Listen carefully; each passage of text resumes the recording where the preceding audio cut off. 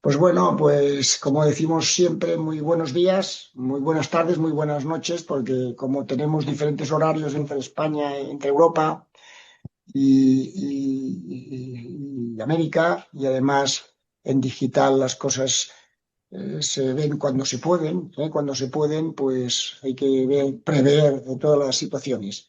Bueno, sabéis que los encuentros CILEA, lo que pretendemos mensualmente es coger temas profesionales o temas que los profesionales tenemos que tener criterio para poder hacer bien nuestro trabajo y ser útiles, ¿no? Hoy nos apartamos un poquito de los temas así de tipo más conocido, de temas de contadores, y sino una visión más general sobre un tema que viene, que creemos que va a tener mucho recorrido y es bueno que los que nos dedicamos a asesorar empresas en los temas, pues tengamos un criterio, ¿no?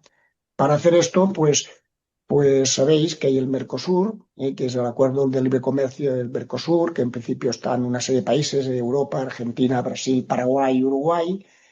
Formalmente ha entrado en vigor el 1 a principio de mayo, y esto entra en unas dinámicas que tiene efectos de muchos tipos, ¿no? Y para tener un poco de criterio, pues hemos buscado a un colega de la profesión, pues que hubiera estado que tenga que nos pueda explicar un poquito exactamente qué es esto, cómo implica directamente e indirectamente a todos.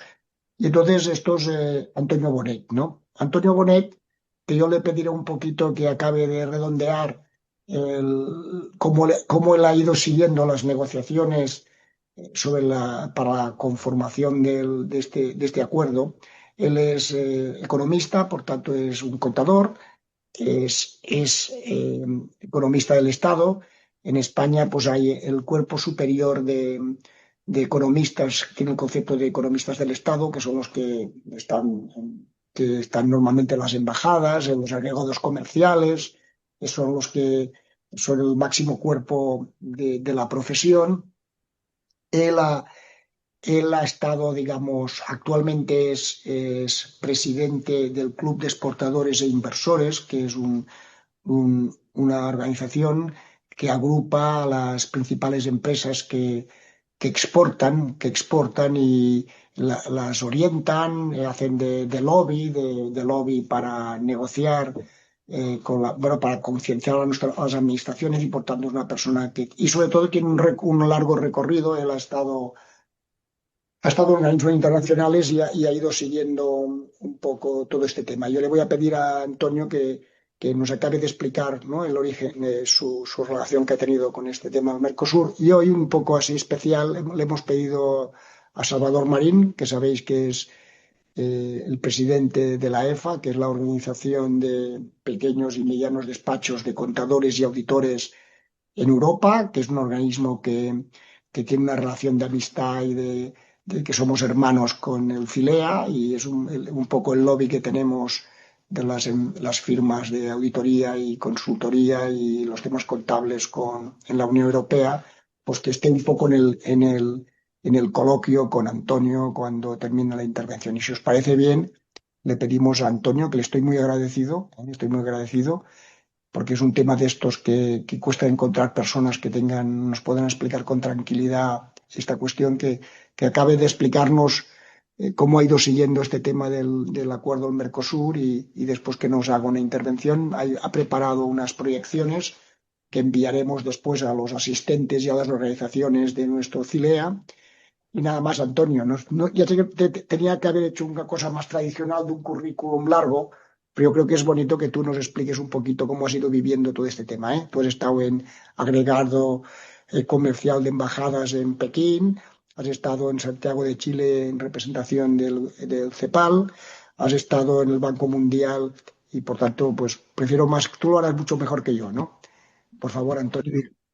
Bueno, Valentín, muchísimas gracias por invitarme a esto, que la verdad es que es un tema de hablar sobre el Mercosur, ¿no? El Acuerdo de Libre Comercio Mercosur con la Unión Europea, que es un tema importante, que lo vamos a ver ahora, ¿no? No solo por el tema de las relaciones bilaterales, ¿no?, sino también en el contexto de la geopolítica, ¿no?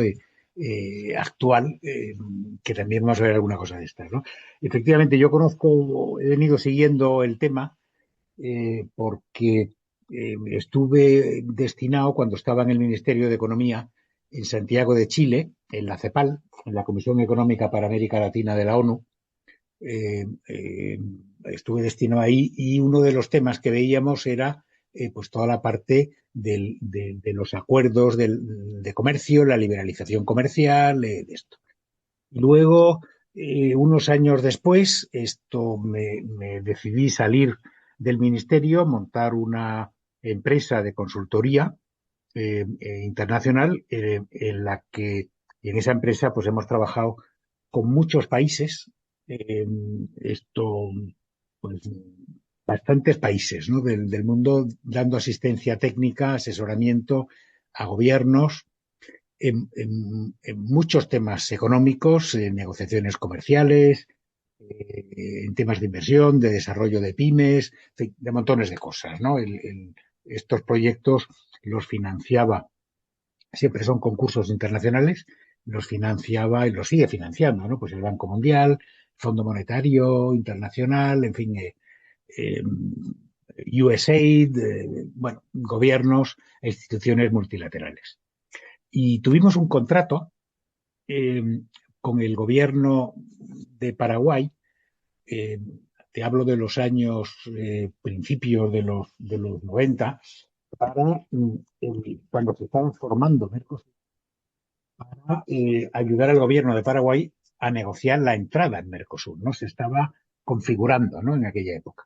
Y luego hemos tenido algún otro contrato también para asesorar en las negociaciones bilaterales entre Mercosur y la Unión Europea. En fin, que el tema, bueno, yo creo que es de los acuerdos comerciales que más ha costado y que más largas han sido las negociaciones en la historia pues del mundo, en fin, porque es que han sido 26 años, ¿no?, de negociaciones. Pero bueno, eh, como decía, la idea es esto, hacer en esta presentación, hablar un poquito de quiénes son las partes, de qué estamos hablando, cuál es la situación actual y cuáles son los antecedentes de esto. La estructura del acuerdo es un acuerdo amplio, complejo, en fin, los principales compromisos en temas económicos, qué resultados se espera obtener, la importancia geopolítica del acuerdo y unas conclusiones, ¿no?, finales, ¿no? Bueno, en primer lugar, bueno, Unión Europea, todos lo sabemos, son 27 miembros, 27 países, desde que se fue el Reino Unido hace unos años. Mercosur, por su parte, se crea en el año 91 formalmente y lo constituyen 4 países: Brasil, Argentina, Uruguay, Paraguay, pero a este proceso se han ido incorporando más países.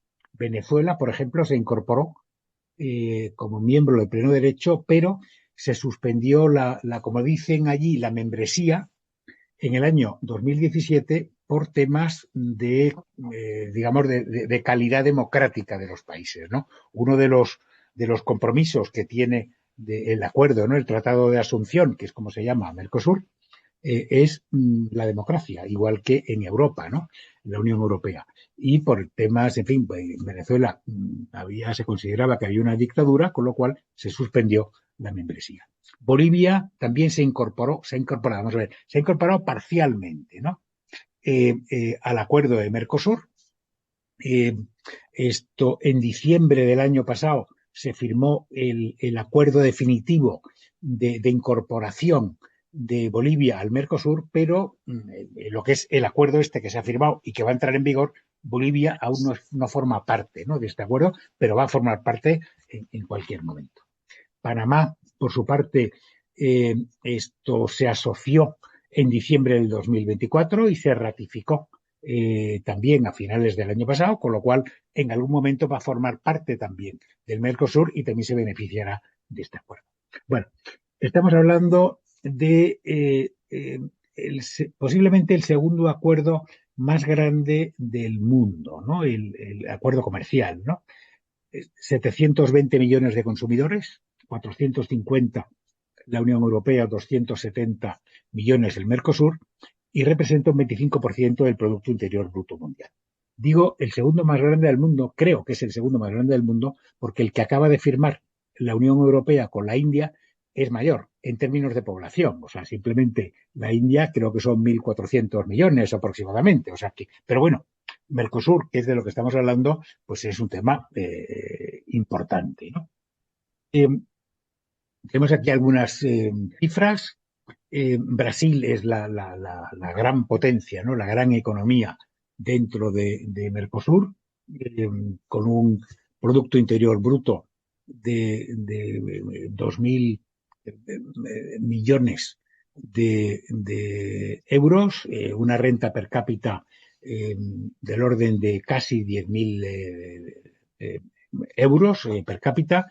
Uruguay es el que tiene renta per cápita más alta, pero claro, estamos hablando de únicamente 3 millones de habitantes. Pero bueno, en su conjunto, estos son cifras eh, más o menos, ¿de acuerdo? De los países, ¿no? Si vamos a hablar de bienes y servicios, comercio exterior, las exportaciones totales de Mercosur rondaron el año pasado 400.000 millones de euros. Las importaciones totales de bienes, estamos hablando de bienes de Mercosur, 330.000. Tradicionalmente Mercosur ha tenido un superávit comercial en bienes con el mundo, superávit importante, 64.000 millones el año pasado, 77.000 en el 2023, en fin. Y en servicios, sin embargo, la balanza es deficitaria.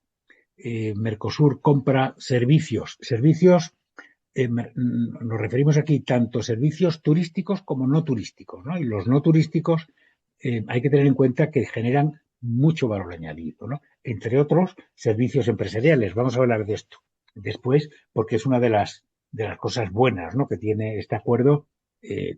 Bueno, un déficit importante, esto del orden de 55.000 millones, compran muchos más servicios que exportan. En términos de inversión extranjera directa, el stock de inversión del mundo, ¿no?, de diferentes países en Mercosur, estamos hablando de un billón en términos españoles, ¿no?, de dólares, pero sin embargo también hay que tener en cuenta que Mercosur, los países del Mercosur, también están invirtiendo y cada vez más fuera del Mercosur. Esto puede ser también una ventaja, lo vamos a ver luego, de cara al acuerdo con la Unión Europea. España es el segundo inversor mundial, después de Estados Unidos, en Mercosur, y los sectores en donde España ha invertido es básicamente en temas muy relacionados con los servicios, es decir, telecomunicaciones, bancas, seguros, infraestructuras, energía. Relaciones económicas. Tenemos una balanza Mercosur-Unión Europea, tenemos una balanza comercial de bienes muy equilibrada, del orden de 55.000 billones en cada sentido, prácticamente con un equilibrio, con un déficit cero, muy bajito. El año pasado 500 millones, el año anterior 800 millones de déficit para nosotros, o sea, bastante equilibrada.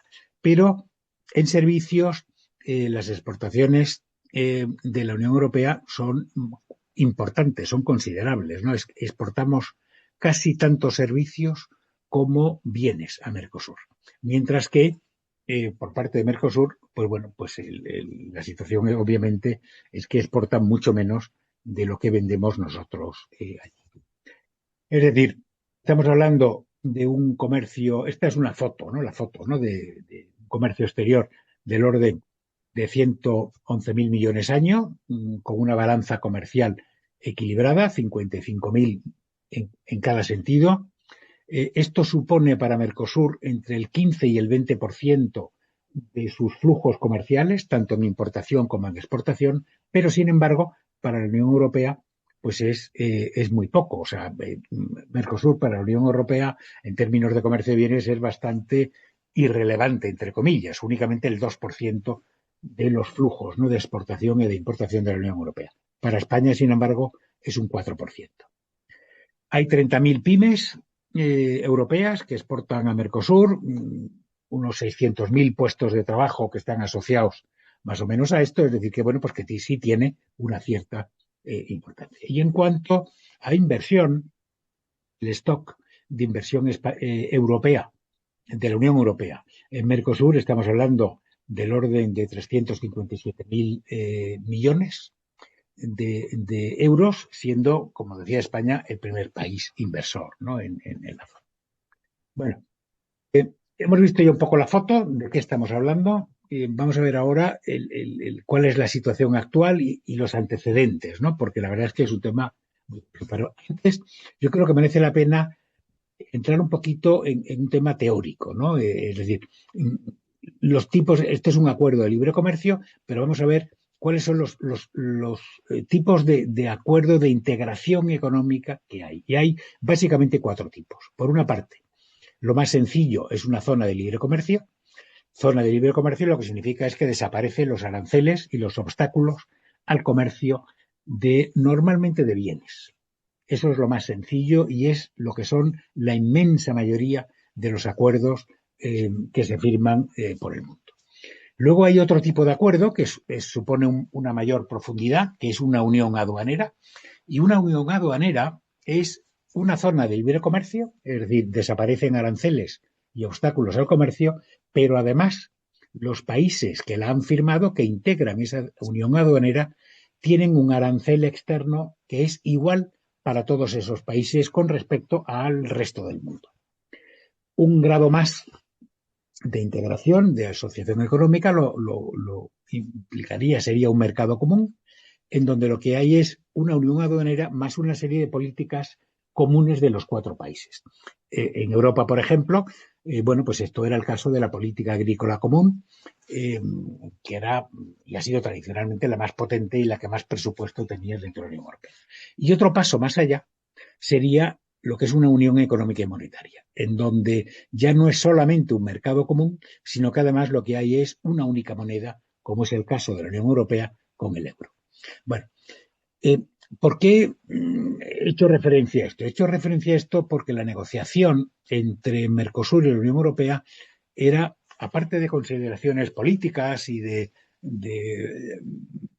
veremos también que ha habido oposición por grupos políticos o por intereses de otro tipo, era una negociación compleja porque Mercosur es una unión aduanera imperfecta y la Unión Europea es una unión económica y monetaria. Empezó siendo, cuando las negociaciones empezaron, empezó siendo un mercado común, pero se han terminado siendo una unión económica y monetaria, es decir, desde que entró en vigor el euro. Claro, ¿qué pasa? Que esto lo que significa es que por parte del Mercosur las negociaciones son intergubernamentales, es decir, son los 4 países los que negocian, pero por parte de la Unión Europea quien negocia es la Unión Europea, es decir, es la Comisión, no son los países.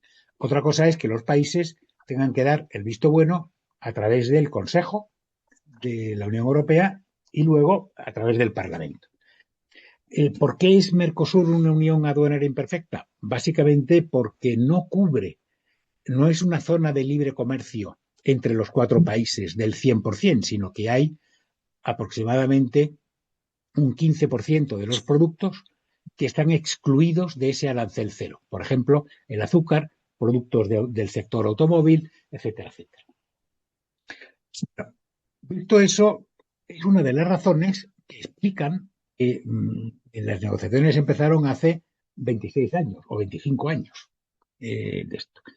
A pesar de que ha habido consenso político, sobre todo por parte de Mercosur. Incluso, bueno, ahora, que es cuando se ha firmado, se firmó en diciembre del año pasado, ha entrado en vigor, como veremos ahora, hace unos cuantos días, con partidos políticos de tendencias tan diferentes como puede ser Brasil con Lula o como puede ser Argentina con Milei, que son de verdad los que mandan, porque son los grandes en el Mercosur, pues estaban de acuerdo en que era bueno y que era importante para el Mercosur firmar un acuerdo con la Unión Europea. Por parte de la Unión Europea, por el contrario, ahí ha habido bastante oposición y es donde han estado la inmensa mayoría de las restricciones, ¿no?, de la oposición. Ciertos países como Francia, Polonia, Italia, que tenían miedo por el sector agrícola. Mercosur es una potencia agrícola importante y lo que decían es, oiga, es que esto puede arruinar nuestro sector primario.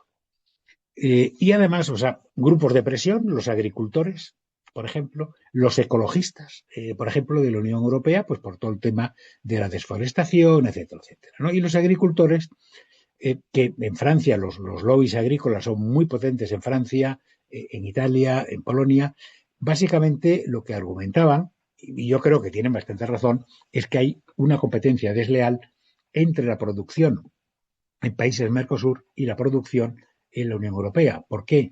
Porque la normativa en temas de seguridad alimentaria en la Unión Europea es muy estricta y eleva considerablemente los costes frente a producciones fuera de la Unión Europea. Por ejemplo, el tipo de pesticidas que se pueden utilizar, los fertilizantes, hormonas para el crecimiento del ganado, antibióticos, etcétera, etcétera. Entonces, claro, en la medida en que en la Unión Europea tienen una serie de restricciones legales al uso de ciertos insumos necesarios, eso eleva los costes, mientras que países del Mercosur no tienen esa reglamentación, con lo cual tienen menores costes para eso. Bueno, el acuerdo se firmó el 17 de enero en Asunción, en Paraguay. Los 4 países del Mercosur lo han aprobado, lo cual era un requisito, individualmente cada uno de ellos. Por parte de la Unión Europea, como todos sabéis, el Parlamento Europeo en enero lo envió al Tribunal de Justicia, que tiene aproximadamente unos 12 meses para contestar, ¿no? Y en función de lo que diga el Tribunal de Justicia, habrá que revisar el texto o no. ¿Qué es lo que ocurre? Que aquí entramos en una serie de complejidades legales que dificultan un poco el entender de verdad qué es lo que está pasando. Porque claro, ¿qué es lo que ocurre? Lo que ocurre es que, vamos a avanzar un poco y luego volvemos atrás. El acuerdo tiene 3 partes. Hay una parte de diálogo político, en donde los temas son democracia, derechos humanos, temas de cambio climático, desforestación, prácticas laborales, etcétera, etcétera, etcétera. Hay otro capítulo de temas de cooperación al desarrollo y hay un tercer capítulo del tema de liberalización de intercambios comerciales. ¿Qué es lo que pasa? La parte comercial propiamente es competencia exclusiva de la Comisión Europea. La parte que afecta a diálogo político, otras políticas comunes, etcétera, etcétera, ya no es competencia exclusiva de la Comisión Europea. Con lo cual, y la Comisión Europea recibe un mandato de negociación por parte del Consejo. El Consejo lo forman los 27 países miembros.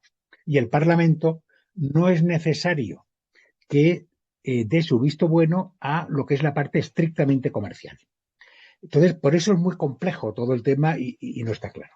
¿Qué pasa? Que una vez que ya se han puesto de acuerdo los 4 países del Mercosur y lo han aprobado, cada uno de ellos individualmente, se puede aplicar y se va a aplicar, ya se está aplicando el acuerdo, lo que es la parte comercial, desde el 1 de mayo de este año, o sea, de hace unos días, ¿no? 10 días, 15 días. Pero todo lo que es la parte del componente político, de cooperación, de cómo afecta a otras políticas comunes, eso sí necesita aprobación de los países miembros. Bueno, la estructura del acuerdo, como decía, hay 3 componentes: la parte del diálogo político, pues por ejemplo, buenas prácticas laborales según la normativa de la Organización Mundial del Trabajo, o temas de desforestación, de cambio climático. Es decir, se acepta, en el acuerdo se incluye que todos los países, parte del acuerdo, es decir, los países del Mercosur incluidos, van a estar también, van a cumplir con los acuerdos de cambio climático de París. Hay montones de temas, ¿no?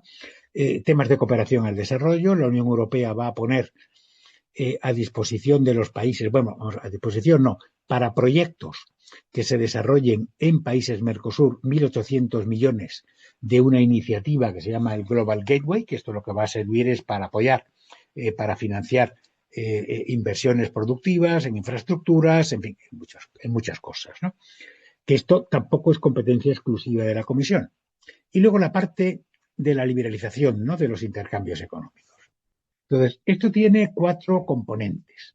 Por una parte, bueno, bienes, compras públicas, propiedad intelectual, servicios e inversiones también, pero bueno, bienes, que es la parte fundamental, ¿no? Aquí el compromiso es que se va a eliminar el 90% de los aranceles, es decir, en un periodo de 15 años. 90% de los aranceles lo que significa es que seguirá habiendo un 10% de productos que continuarán teniendo arancel, pero el resto no. Además, y en el comercio exterior, actualmente el principal problema no es tanto el importe del arancel, sino lo que es la regulación que hay alrededor del comercio exterior. Son barreras técnicas, barreras sanitarias, fitosanitarias, temas de restricciones al comercio digital o al consumo o laborales, es decir, temas legislativos, regulatorios, etcétera, etcétera. Entonces, el compromiso es que se van a eliminar estas barreras, que se va a armonizar la legislación progresivamente durante ese periodo de 15 años para que no haya obstáculos al comercio de bienes, ¿no? Otro tema importante es el de las compras públicas. Compras que realizan los estados, los gobiernos. Entonces, ¿por qué es importante esto? Es importante porque, así como la Unión Europea es parte del acuerdo de Government Procurement de la Organización Mundial del Comercio, Mercosur no es parte. Con lo cual, Mercosur puede imponer, desde un punto de vista de legislación internacional o de compromisos internacionales, puede imponer, y de hecho impone, montones de restricciones a que cuando los gobiernos a los distintos niveles, ¿no?, de los países del Mercosur quieren realizar compras, a que sean empresas extranjeras las que puedan suministrar o las que puedan presentar oferta para estas compras. Y el acuerdo que se ha alcanzado, el acuerdo que ha entrado en vigor, lo que permite es que las empresas europeas accedan a ese mercado y no únicamente a través de las filiales que tienen en Mercosur, sino directamente desde los países europeos. ¿Qué pasa? Que, claro, una empresa española o francesa o alemana que esté instalada en Brasil o en Argentina o donde sea, al ser una empresa local, aunque el capital los dueños sean de otro país, sí puede acceder al mercado de compras públicas, pero no desde países o desde las centrales o desde las matrices en los países europeos. Esto, para las empresas grandes, tampoco es un mayor problema en la medida en que pueden tener, y no les cuesta demasiado trabajo, tener filiales en los países Mercosur. Pero para las empresas medianas o para las empresas pequeñas, pues es francamente costoso abrir filiales allí para poderse presentar a concursos públicos. Y en el sector, sobre todo en el sector servicios, es muy importante. Luego el tema de la propiedad intelectual, ¿no?, que también es, aquí básicamente lo más relevante son las indicaciones geográficas. Es decir, pues para los quesos, para, en fin, este tipo de cosas, ¿no? El vino de Jerez, o el de Rioja, o cosas de estas. Entonces se reconoce que hay 350 indicaciones geográficas europeas, de las cuales 59 son españolas, que los países Mercosur, los países productores del Mercosur, tienen que respetarlas. Es decir, no puede haber un productor de vino argentino que diga este producto es Jerez. ¿Por qué? Porque es una denominación, aunque el producto sea muy parecido, la denominación geográfica está reconocida, con lo cual eso sería, digamos, un atentado contra o una infracción contra la propiedad intelectual. Se reconocen 350 por parte de Europa, 220 del Mercosur las reconocemos nosotros. Y el tema del comercio de servicios también es muy importante porque hasta ahora se está discriminando, los países Mercosur están discriminando frente a empresas europeas. a las cuales no le exige los mismos requisitos que a las empresas locales. Pero con el nuevo acuerdo no va a haber esta discriminación. Y hay un tema específicamente que puede ser bastante interesante, que es el tema de la movilidad de profesionales. Es decir, actualmente profesionales europeos o no pueden no pueden prestar servicios a título personal en países Mercosur porque tienen una serie de restricciones. De la misma forma que la Unión Europea pone una serie de restricciones a profesionales de países Mercosur. Entonces, lo que se prevé en el acuerdo es que se va a facilitar que sí haya esta movilidad y que puedan prestar servicio diferentes profesionales de un bloque y de otro. Bueno, compromisos. Vamos a ver, por ejemplo, actualmente los vehículos, la industria, Mercosur tiene una industria del automóvil relativamente importante, lo cual y la protegen con aranceles del orden del 35%. Europa es una potencia automovilística. En temas de maquinaria, lo mismo, el arancel que pagan o que se pagaría en Mercosur por exportar, por comprar maquinaria, bienes de equipo de origen europeos, es el 20%, en productos farmacéuticos el 14%, en ropa el 35%, en fin. Esto es una oportunidad, claramente, para la Unión Europea, porque en todos estos sectores, no solamente de industria, de todo tipo de industrias, ¿no? Farmacéuticos, textil, agroalimentario, en fin, se van a reducir muy considerablemente los aranceles a nuestros productos, con lo cual va a haber una capacidad de exportación europea importante. Además de la liberalización del comercio de servicios, como hemos visto, y el tema de la liberalización de las compras públicas. Hay una serie de excepciones que están previstas, habrá un contingente arancelario por parte de la Unión Europea y otro contingente arancelario por parte de Mercosur, por ejemplo, en vehículos de transporte de mercancías, vehículos ligeros del 28% o del calzado del 15% o de la leche en polvo el 35%. En fin, Mercosur sabe que de esto. En definitiva, una vez que acabe el periodo transitorio, lo que vamos a tener es un arancel, o sea, el arancel medio, el efectivo de la Unión Europea a productos Mercosur va a pasar del 4% al 2%, pero el de Mercosur va a pasar del 11% al 1%. Y luego hay también, lo cual pues es una ventaja comercial clara, ¿no? Y luego hay también prevista una serie de cláusulas de salvaguardia por parte de la Unión Europea para productos agrícolas, por ejemplo, en temas de azúcar, de carne de ave, vacuno, lácteos. Entonces, se establecen unos mecanismos bastante complejos en donde si el precio de la importación de los productos, el precio de los productos en la Unión Europea baja más de un 5%, entraría en vigor estas cláusulas de salvaguardia y se pondrían una serie de contingentes arancelarios a los productos Mercosur. O también, si la importación aumenta más de un 5% de esta serie de productos, también entrarían en vigor una serie de contingentes arancelarios para proteger al sector agropecuario europeo.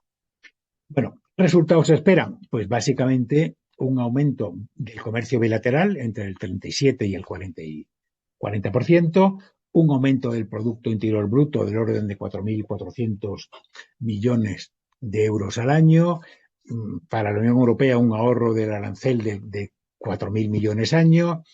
En España específicamente, los cálculos que se han hecho es que van a aumentar nuestras exportaciones un 37%, el empleo en 22.000 personas en el periodo 2026-2030, es decir, hay resultados económicos medibles, ¿no? Y claros, ¿no?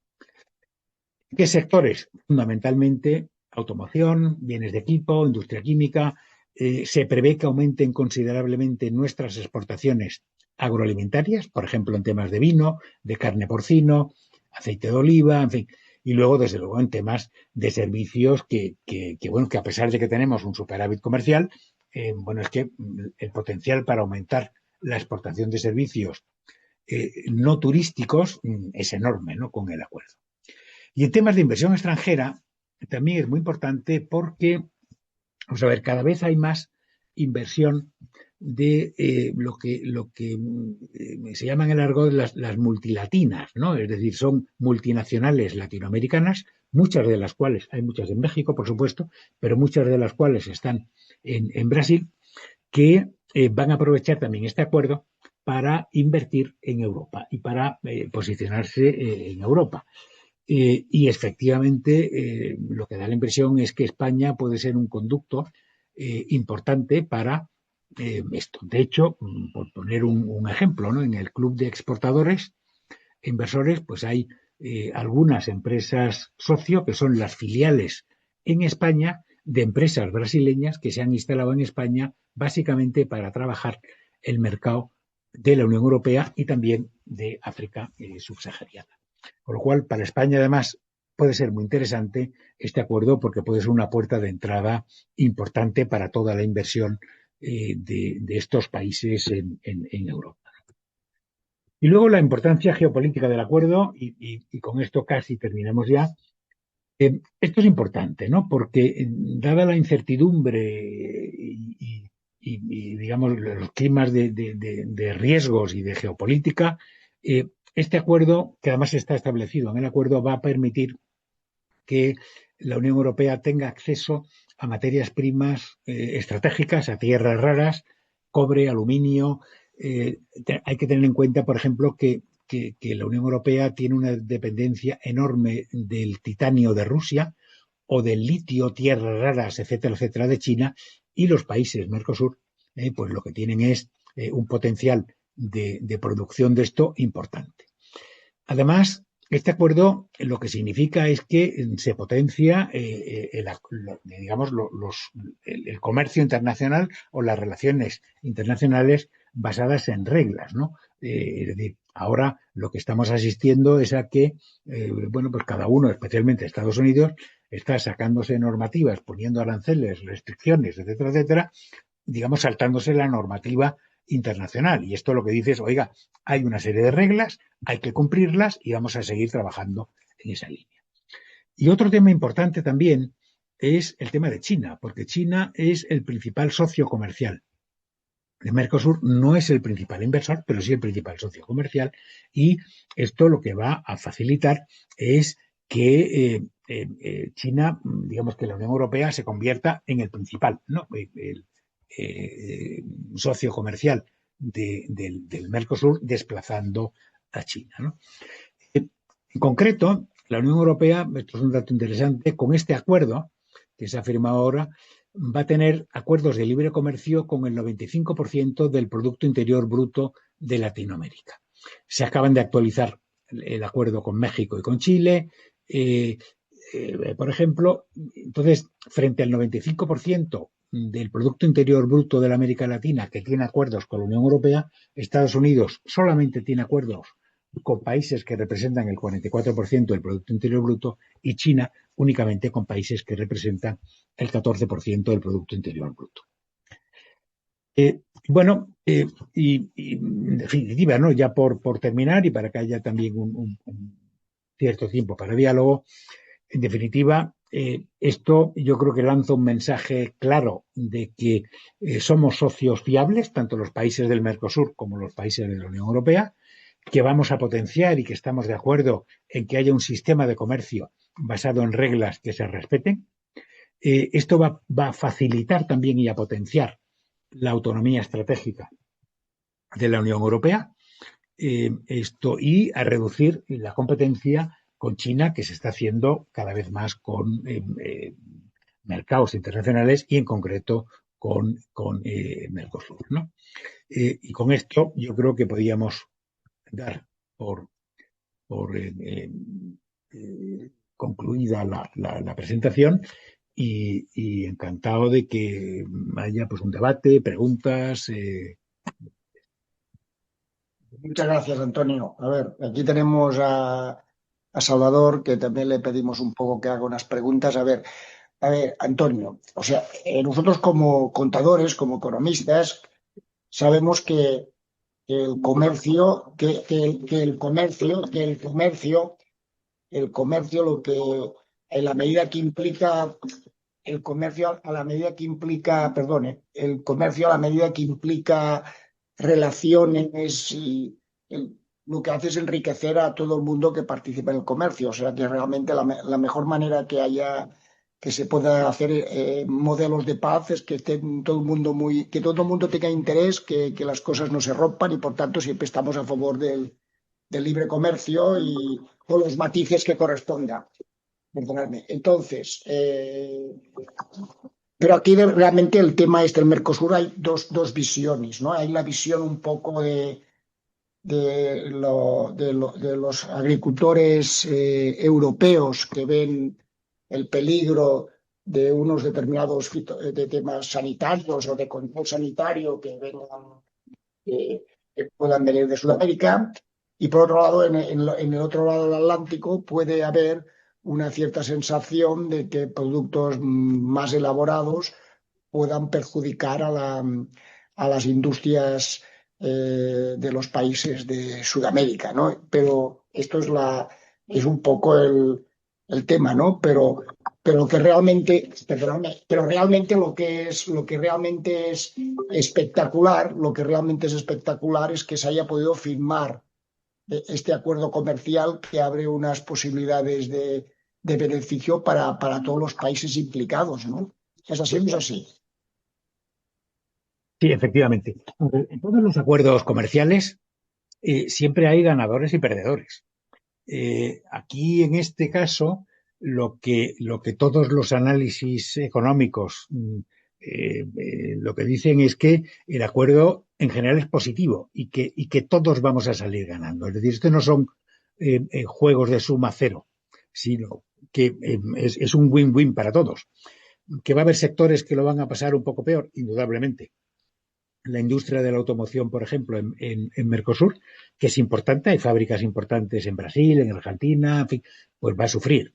Por parte de la Unión Europea, pues sobre todo algunos sectores agropecuarios, pero es que se han firmado y se van a poner en marcha, están, vamos, previstos en el acuerdo, una serie de mecanismos para salvaguardar a los sectores más sensibles agropecuarios europeos, carne de vacuno, por ejemplo, productos lácteos, aves de corral, que son mecanismos muy potentes, es decir, en donde si la importación de Mercosur, procedente de Mercosur en la Unión Europea, crece más de un 5%, se van a poner en marcha contingentes arancelarios. O si los precios caen más de un 5%, se van a poner en marcha estos mecanismos. Es un sistema, vamos, muy potente de protección. Pregunta, Salvador. Pues la verdad que, en primer lugar, muchas gracias, Antonio, por el tema que está curioso, bien centrado. Pero bueno, ya te ha preguntado Valentín sobre un tema que preocupa, sobre los aspectos positivos y negativos. Pero mirar, yo escuchándote he visto, o creo, he querido entender que esto va a crear un mercado, bueno, que ya existe de 700 millones de personas, ¿no? Elimina casi el 90% de los aranceles, de los problemas en el comercio bilateral, anuncian casi ahorros arancelarios en 4.000 millones. Pero mi pregunta concreta sería, si tú tuvieras que tomar decisiones adicionales para apoyar a las pequeñas y medianas empresas de ambos lados, eh, ¿qué acompañamiento público o privado crees que debería desplegarse para que el acuerdo no beneficie o no lo lleven solamente grandes empresas y ya que son internacionales, sino que llegue también a pymes exportadoras, a proveedores de su cadena de valor? Eso lo hace muy bien el Club de Exportadores, os ayudáis mucho en eso. Y en sentido inverso, ¿qué instrumentos crees de financiación, de seguros, de ventanillas, de apoyo en certificaciones, de inteligencia de mercado, que también sabes mucho, o de cláusulas de salvaguardia, crees que serían, son muchas cosas las que te pregunto, pero crees que serían prioritarios para mitigar los riesgos de competencia y de incertidumbre geopolítica? Es decir, ¿cómo podemos ayudar a las pymes que lleven esto al terreno de juego? Vamos a ver.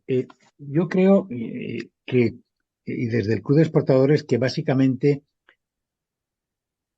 vamos a ver, desde el punto de vista europeo, desde el punto de vista español, eh, ¿cuál es el principal problema, ¿no? O las principales medidas?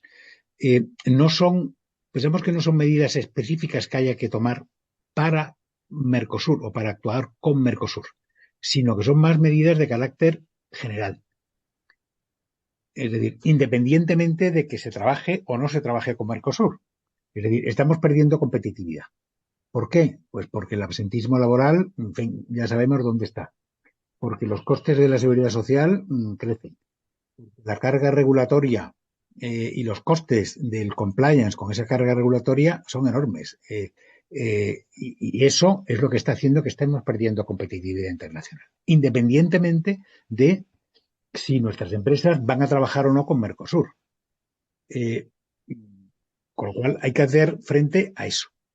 El tamaño.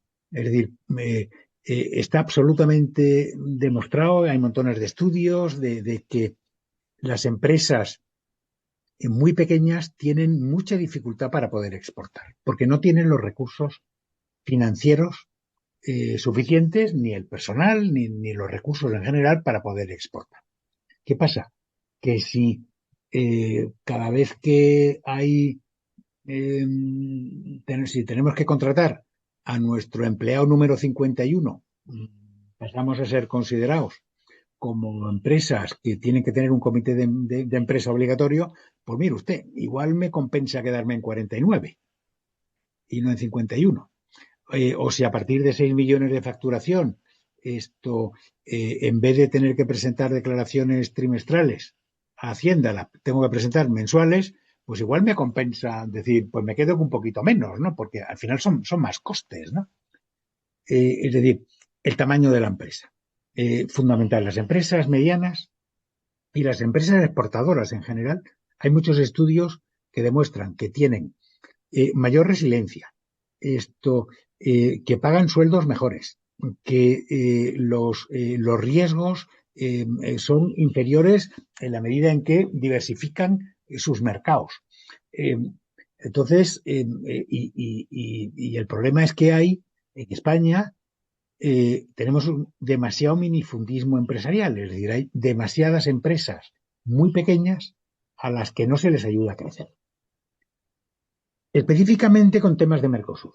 ¿Qué es lo que ocurre? Es decir, aquí hay que hablar no solamente de bienes, sino de servicios, en donde las empresas españolas en servicios somos muy competitivas, es decir, en los servicios no financieros, no turísticos, por ejemplo, ingeniería, consultoría, etcétera, etcétera, etcétera, servicios financieros, de telecomunicaciones, demás, pero servicios a las empresas, el año pasado crecieron un 15% la exportación española.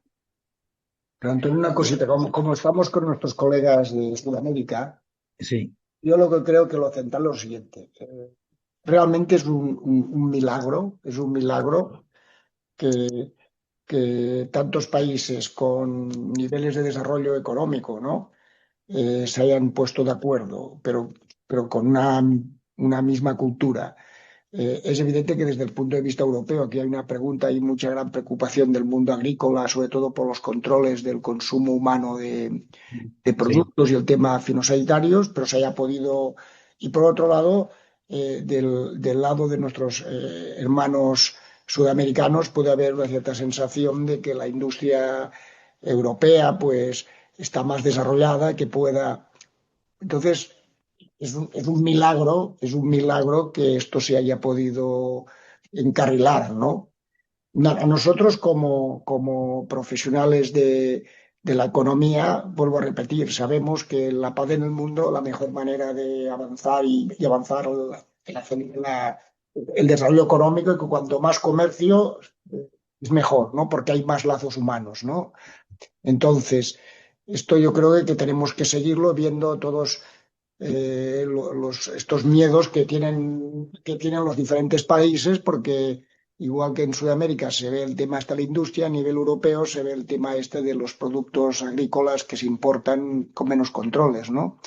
Y yo creo que lo que tenemos que hacer nosotros es, para ayudar a nuestras empresas, es pues ver a ver cómo se sigue, ¿no? Porque ahora habrá un órgano central que digamos, que vaya resolviendo las dudas que haya de todos estos temas, que habrá un organismo creado por el Mercosur, ¿no? Por los países del Mercosur, ¿no? Que van a ir dictando, ¿no? Normas de desarrollo, ¿no? Como de Bueno, una página web o algo donde nuestros colegas contadores europeos y del resto de Sudamérica podamos ir siguiendo los avances que se hacen y las normativas o cómo irá exactamente este tema.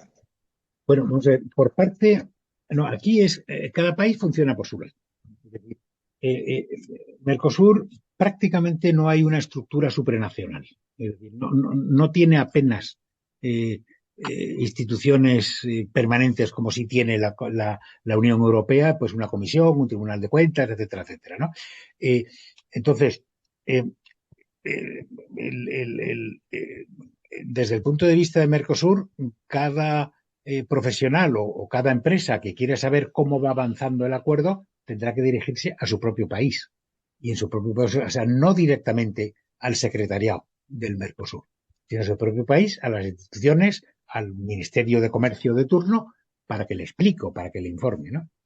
Y por parte europea, ahí tenemos tanto la Comisión Europea, que sí tiene mecanismos de información, como los propios países que tienen no solo su gobierno, sino que tienen institutos, agencias de promoción de exportaciones, de promoción de inversiones, que también están muy al tanto de cómo está evolucionando, cuáles son los siguientes pasos, cuál es el calendario de desarmes, etcétera, etcétera.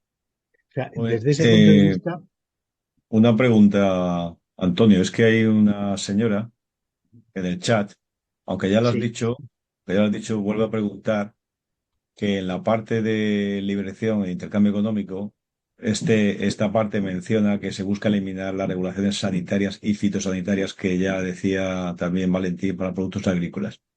Esto indica ella, posiblemente incluye productos de consumo humano, y indica o pregunta que de qué forma se podrá cubrir ese requisito y garantizar esta seguridad de calidad.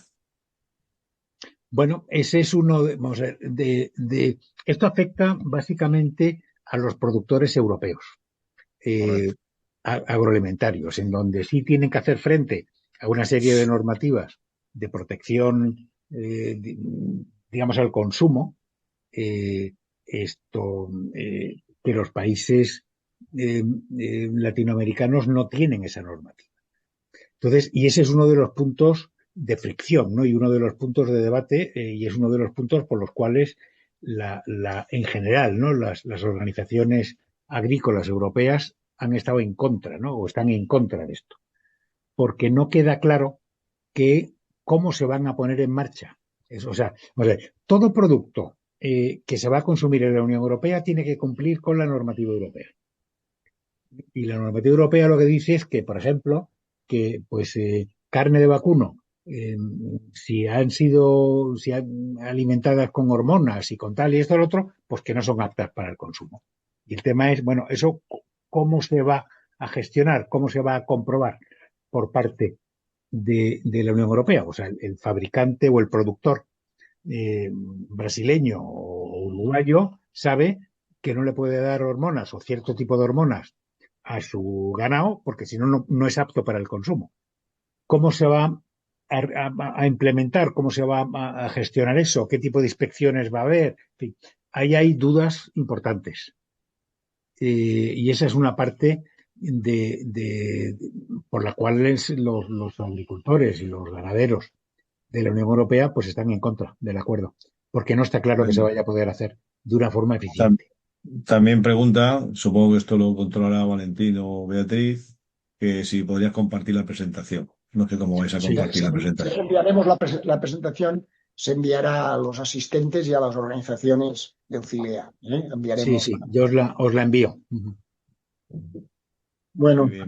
vamos a ver, yo creo que ya hemos hecho, a ver, yo creo que estas cosas de las que hay que ir siguiendo, y bueno, como es la tercera vez que repito, yo no tenía, no me lo acababa de creer, que hayamos llegado a este acuerdo que nos beneficia a todos. Aquí realmente la gran preocupación, como ya hemos repetido, es la agricultura y el hecho de poder chequear si los controles fitosanitarios, Fitosanitario, sí. si tal, y en los países de Sudamérica, pues el tema será así ver el riesgo que tiene para los sectores industriales, unas industrias más desarrolladas en Europa que en Sudamérica. Pero dicho esto, yo vuelvo a lo mismo, ¿no? Nosotros sabemos que el comercio es la mejor garantía de prosperidad y es la mejor manera de, digamos, de hacer unos lazos que hagan que los pueblos podamos vivir en paz y tengamos todos ganas de tranquilidad, ¿no? Y no sé, yo creo que hemos cubierto un poco la sesión, ¿no? Que era que nuestros colegas europeos y sudamericanos, pues veamos que conozcamos exactamente que se ha firmado este acuerdo, que es un tema muy dinámico, bueno, que prestemos una cierta atención y para poder asesorar primero hay que informarse, ¿no? Pues Antonio, ¿quieres decir alguna cosita más? Bueno, un par de cosas, ¿no? Que ya A ver, mencioné.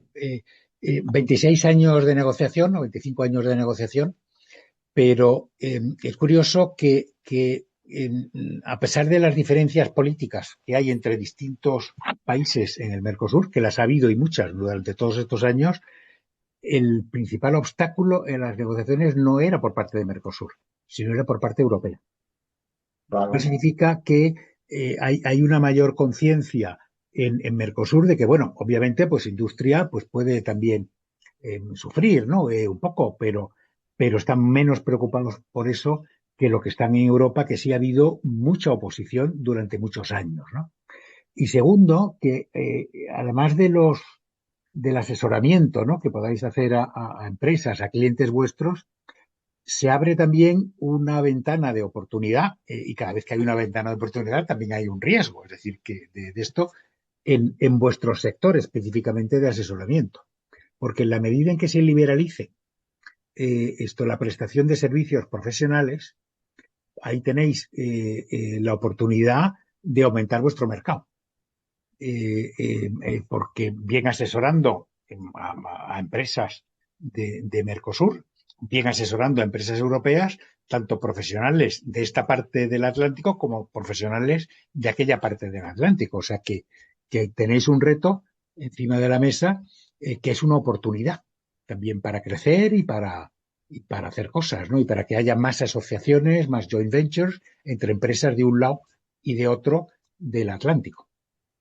y acompañar a las empresas, ¿no? Porque en el fondo es esto, ¿no? Efectivamente, Por efectivamente. ejemplo, yo me acuerdo que tuvimos una reunión hace un año con el embajador de España, perdón, de Brasil en España. Yo capté que realmente el freno a este acuerdo era por parte europea por el tema agrícola. Sí, En sí, cambio, sí, sí. los países de Sudamérica lo ven como una gran oportunidad para la industria, para todo lo que es industria agrícola, ¿no? Y ya está. Y nosotros, lo que, como dices tú, el hecho de que si entre dos países la experiencia de la Unión Europea ha hecho, aparte de que haya regulaciones de los auditores y contadores sobre quién puede ejercer, quién no puede ejercer, los temas de certificación que hay en diferentes países, en la medida que los países, las empresas y los ciudadanos pues tienen mercados abiertos, hace que los profesionales, independientemente de las regulaciones nacionales que haya a la profesión, Sí, si tus empresas y tus ciudadanos se relacionan de una manera natural porque hay un mercado más grande, tú necesitas a buscar alianzas con otros despachos profesionales y con redes profesionales porque tienes que prestar servicios a esta nueva realidad. Y esto en Europa, y esto lo que estás diciendo es esto, ¿no? Que, sí, que va a tardar y va a haber una dinámica, pues los despachos de contadores, de auditores, de economistas, de expertos en temas de impuestos, pues vamos a tener sí. que acompañar a los clientes y buscar alianzas con nuestros colegas de otros países para poder atender, ¿no? Que esto es una oportunidad, Efe- sin duda, efectivamente. sin duda. Bueno, escuchadme una cosa, yo, Antonio, como yo te proceso un gran respeto, porque tú eres una persona siempre muy dispuesta a ayudar tienes un gran conocimiento y siempre lo expones las cosas muy humildes y parece que no tenga importancia, pero sí que tiene importancia lo que has dicho. Te agradezco muchísimo en nombre de Auxilea,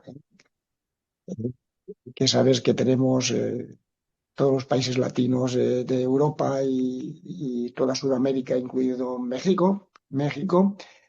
Tenemos esta presentación, se envía ahora a todas nuestras organizaciones y vamos a enviarte con tu permiso tu Sí, presentación. sí, yo os la envío para que la tengáis.